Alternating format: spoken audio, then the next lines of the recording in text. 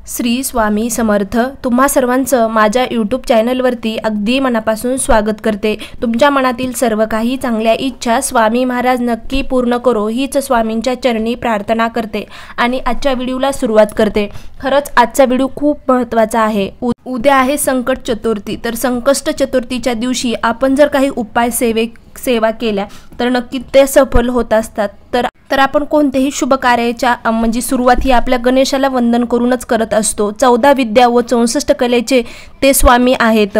यामुळे श्री गणेशा म्हणजे सुरुवात असा अर्थ रूढ झाला आहे। श्री गणेश हा बुद्धी देवता आहेत आणि त्यांच्या पूजेला भारतीय परंपरेत महत्त्वाचं स्थान प्राप्त झालेलं आहे। व्यासांनी महाभारताची रचना केली त्यावेळी ते लिहून काढण्याचं काम श्री गणेशांनी केलं असं सांगतात। त्यासाठी आपण जर उद्या काही उपाय केले आपल्या इच्छापूर्तीसाठी तर नक्कीच ते सफल होत असतात। तर उद्या आहे शनिवार, तारीख 27 आहे। त्या दिवशी संकट चतुर्थी देखील आहे। त्यामुळे कोणताही एक उपाय तुम्हाला हा करून बघायचा आहे। केल्याने सगळं होतं पण आधी करायला हवं, कारण आपण जीवनामध्ये प्रत्येकाच्या अडचणी आहेत। त्या अडचणीतून योग्य तो मार्ग मिळण्यासाठी आपल्याला काही सेवा उपाय तोडगे देखील करावे लागत असतात। तर आपल्या सुखी कुटुंबासाठी कुटुंबाच्या प्रगतीसाठी तुम्ही नक्की हे उपाय एकतरी करून बघा। नक्कीच तुम्ही केलेल्या सेवेमध्ये आणि उपायामध्ये सफल होणार आहात। तुम्ही फक्त करत असताना श्रद्धा विश्वास ठेवणं अत्यंत महत्त्वाचं आहे। बघा आपल्या घरामध्ये सतत वादविवाद होत असतात, भांडणं होत असतात किंवा आपल्याला यश प्राप्ती कोणत्याच कामामध्ये होत नसते। आपण कितीही काम केलं तर आपल्या घरामध्ये म्हणजे सतत रखरख भासत असेल किंवा आपला जीवन साथीदार कोणत्याही कारणामुळे सतत अडचणीत म्हणजे आहे किंवा त्याला सतत काळजीमध्ये तो विचार करत राहतो, काळजी करत राहतो प्रत्येक गोष्टीची।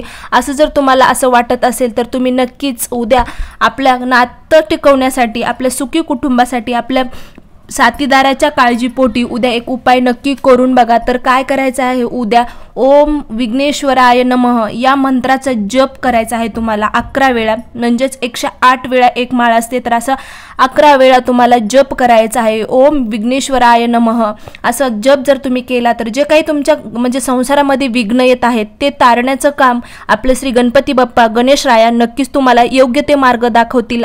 त्यानंतर दुसरा उपाय, जर कुंडलीमध्ये शनी दोष म्हणजे शनीचा दोष असेल तुमच्या कुंडलीमध्ये किंवा शनीची 7.5 चालू असेल तर उद्या संकष्ट चतुर्थीच्या दिवशी तुम्हाला गणेशाला शमीचं पान जे आहे ते अर्पण करायचं आहे। त्याचबरोबर शमी वृक्षाची जी पूजा आहे ती सुद्धा करायची आहे। शमी हे झाड आहे त्या वृक्षाची तुम्हाला पूजा करायची आहे आणि श्री गणेश पंचरत्न स्तोत्र तिथे जाऊन पठण करायचं आहे। यामुळे तुमच्या सर्व अडचणी जे आहेत संकट आहेत ते दूर होतील, तुम्ही संकट मुक्त नक्कीच होणार आहात।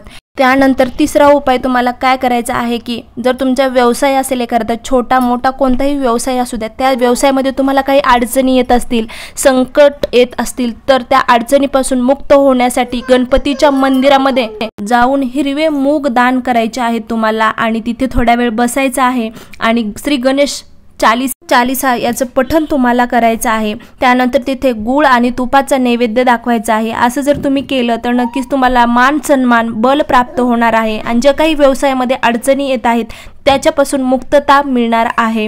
त्यानंतर चौथा उपाय खूप प्रभावी असा आहे हा पण उपाय, जर ज्योतिषशास्त्रानुसार जर तुम्हाला एखाद्या व्यक्तीला कुंडलीमध्ये बुध ग्रह कमजोर असेल किंवा बुध दोषापासून त्याला मुक्तता मिळवायची असेल तर उद्या संकष्ट चतुर्थीच्या दिवशी श्री गणेशांच्या मूर्तीवरती अभिषेक करा, नक्की करा, नक्कीच त्याचा फायदा खूप होतो। त्याचबरोबर जर का तुम्हाला बुध ग्रह कमजोर नसेल किंवा कोणता बुध दोष नसेल तरी पण देखील तुम्ही श्री गणेशांच्या मूर्तीवरती उद्या अभिषेक आवर्जून करा। त्यानंतर पाचवा आणि महत्त्वाचा उपाय हा प्रत्येकाने आपल्या सुखी कुटुंबासाठी आणि कुटुंबातील आनंद सुख समृद्धी यात वाढ व्हावी यासाठी प्रत्येक महिलांनी हा उपाय करा। तर उद्या संकट चतुर्थीच्या दिवशी विघ्नहर्ता श्री गणेशांना मोदकाचा नैवेद्य सर्वांनी दाखवा आणि त्यानंतर ओम गणपतये नमः या मंत्राचा जप एक माळ नक्की करा। नक्कीच तुमच्या जीवनामध्ये सुख समृद्धी याची वाढ होईल आणि सर्व संकट मुक्त होतील, संकट दूर होईल। तर या प्रकारे आजचा व्हिडिओ होता। खरंच आजचा व्हिडिओ आवडला असेल तर नक्की लाईक करा, शेअर करा आणि सबस्क्राईब करायला मात्र विसरू नका। श्री स्वामी समर्थ, जय जय स्वामी समर्थ। अवधूत चिंतन श्री गुरुदेव दत्त।